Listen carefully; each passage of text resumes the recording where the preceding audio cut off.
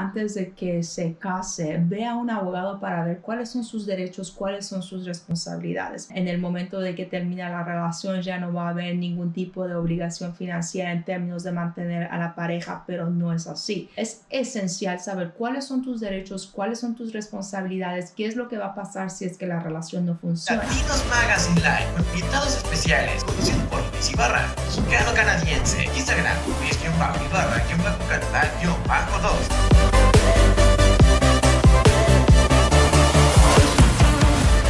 Hola amigos, ¿cómo están? Les saluda Luis Ibarra y el día de hoy me encuentro con Elena Massinani. Ella es una abogada que conocí hace muchos años en los eventos de Tony Reyes y me acuerdo perfecto, pero jamás en mi vida me hubiera imaginado que te hablaría para recurrir a tus servicios. Es algo que de pronto es un poquito difícil de hablar, pero necesario y bien importante, y me di cuenta hasta que lo necesité. Entonces Elena Massinani es nuestra invitada del día de hoy. Ella es una abogada, pero especialista en lo que es problemas familiares, divorcios y todo esto. Elena, bienvenida, ¿cómo estás?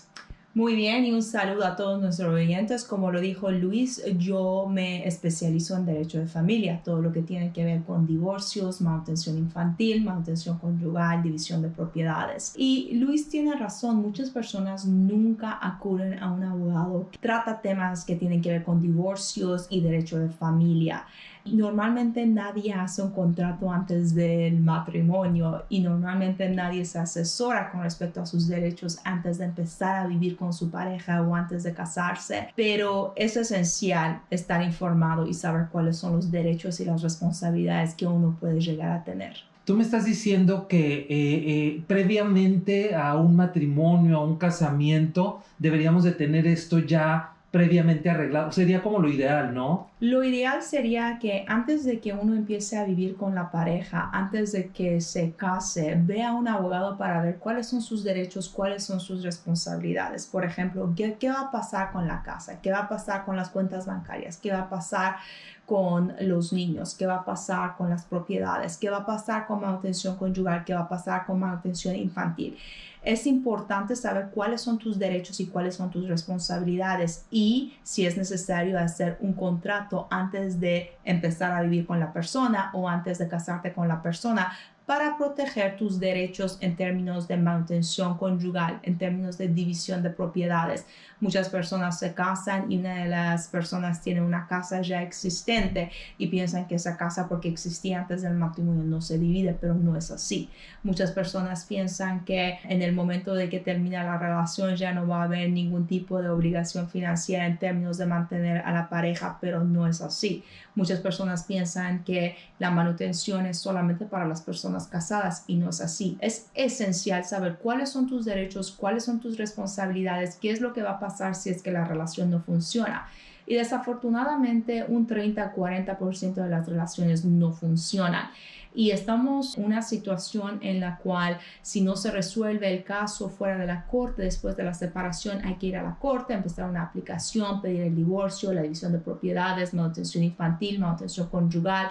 Y es un proceso que puede tardar y puede ser bastante costoso, que se puede evitar si es que uno tiene un contrato en el cual se especifican cuáles son los derechos y las responsabilidades de ambas partes en el momento de la separación y el divorcio. Entonces, otra vez para resumir esto, yo le puedo hablar a Elena Massinani o a un abogado familiar, a cualquier abogado familiar, para el divorcio, pero también previo al divorcio, es decir, para el casamiento. ¿Qué más? ¿Qué más? Dime la lista porque me pareció muy importante esto. A veces uno piensa que solo la manutención es para los niños, para los hijos, pero también dices que la manutención de pareja también, en ocasiones esto también se puede hacer. Y me voy a meter aquí en otro tema también, no sé si me lo contestas separado, pero muchas veces los inmigrantes, nosotros somos inmigrantes, a veces nos da miedo separar. Conozco muchos casos de, sobre todo mujeres, que les da miedo separarse de su pareja por que les vayan a quitar la residencia permanente. Entonces, quisieras, no sé si ese sea tu tema, pero quisiera que me platicaras por qué acudir a un abogado familiar. Ya hablamos un poquito de eso, pero si me pudieras platicar un poquito de esto. Muchas personas llegan a este país porque han sido patrocinadas por su esposo o esposa o pareja. Entonces, por el hecho de que hay un patrocinio conyugal, si es que la relación no funciona, temen que pueda haber consecuencias en términos de su situación inmigratoria, y no es así. ¿Qué quiere decir eso? Si yo obtuve mi residencia permanente porque me casé con Luis y Luis hizo un patrocinio conyugal y yo llegué a Canadá y ahora por razones diferentes, por diferencias irreconciliables, la relación no funciona y nos separamos y nos divorciamos, eso no tiene ningún efecto en mi caso inmigratorio, en mi residencia permanente. A mí no me van a quitar la residencia permanente porque Luis me hizo un patrocinio conyugal y el matrimonio no funcionó. Luis no me puede amenazar a mí de que me va a quitar la residencia a menos que yo haga A, B y C. No funciona así. El patrocinio conyugal, la residencia permanente no tiene nada que ver. La residencia permanente no se le quita a una persona después de que decide separarse o divorciarse de la persona que lo ha patrocinado. Entonces, una cosa no tiene nada que ver con la otra. Y desafortunadamente por la falta de información, muchas personas piensan en nuestra comunidad de que si Luis me patrocinó, hizo un patrocinio conyugal y yo llegué a Canadá y ahora soy residente permanente, después de 2, 3, 4, 5 años la relación no está funcionando y quiero separarme y divorciarme, me va a reportar a inmigración y inmigración me va a quitar la residencia. Absolutamente no. La residencia permanente, cuando uno ya lo tenga, no tiene nada que ver con el hecho de que la relación y el matrimonio potencialmente no funcionen. Te pregunto también específicamente esto porque estamos viviendo una época después de COVID en donde he visto de verdad muchos casos cercanos de separaciones. Sí, desafortunadamente la pandemia ha afectado a muchas personas, no solamente financieramente, sino psicológicamente. O sea, fue un periodo de 2 años que la vida como la conocíamos cambió. Entonces, muchas personas que tal vez no se veían diariamente por más de 20 minutos, terminaron pasando 24 horas al día que juntos. Solo se veían en la noche. Que solamente se veían en la noche por 1 hora, terminaron en la casa juntos 24 horas al día y eso les hizo llegar a la conclusión de que tal vez lo que yo pensaba que era el matrimonio y el entendimiento que nosotros teníamos no era necesariamente entendimiento, sino que simplemente no pasábamos suficiente tiempo juntos para conocer y ver si en realidad éramos compatibles. Entonces sí, como resultado de la pandemia no solamente ha habido muchos casos de separación, sino que también las razones financieras, las razones psicológicas, el estrés que muchas personas tuvieron que pasar también contribuyó a que haya muchos casos de separación. Oye, y en estos casos de separación, y esto es un dicho que es muy conocido, está mi verdad, la verdad de la segunda persona y la verdadera verdad.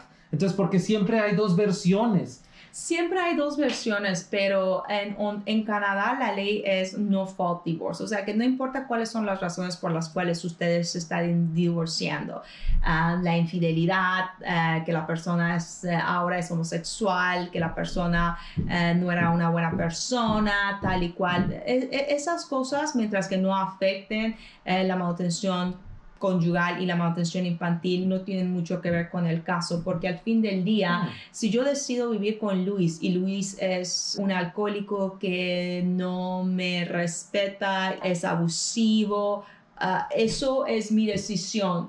Y si yo decidí vivir con Luis por 20 años, aunque él era así, no puedo ir a la corte y pedirle a un juez que arregle los últimos 20 años que yo he decidido quedarme con una persona que técnicamente no era lo que yo pienso que es el estándar razonable de un ser humano, ¿no? Claro. La corte no quiere meterse en cosas de moralidad, tú eres bueno o eres malo, qué es aceptable, qué no es aceptable. Un matrimonio es una asociación financiera, es un partnership, es como es una asociación financiera. Cuando la asociación financiera termina, los ingresos y las propiedades se dividen. Ahora, que si Luis fue bueno, Luis fue malo, Luis fue lo que fue, no importa.